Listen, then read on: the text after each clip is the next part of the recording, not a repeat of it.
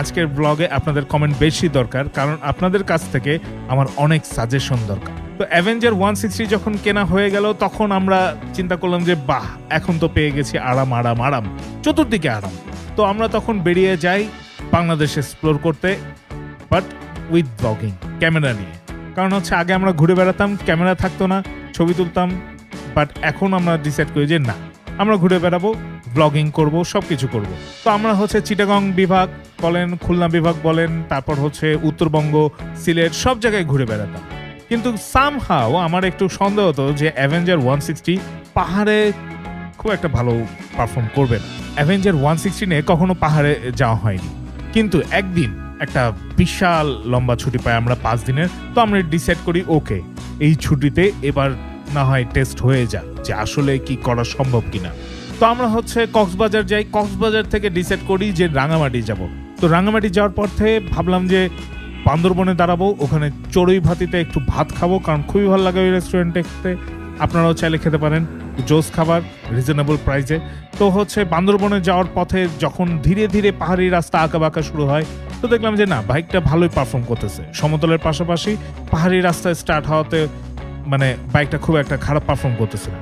তো ভাবলাম যে ওকে ফাইন, এটা খুব একটা আহামরি পাহাড়ি রাস্তা না কক্সবাজার থেকে বান্দরবন যাওয়ার পথে।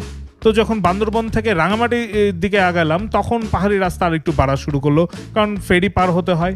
তো দেখলাম যে না, ওইখানেও ভালো পারফর্ম করতেছে। তো ভাবলাম যে আচ্ছা ঠিক আছে, খুব একটা পরীক্ষা হচ্ছে না, আর একটু সামনে পরীক্ষা হবে।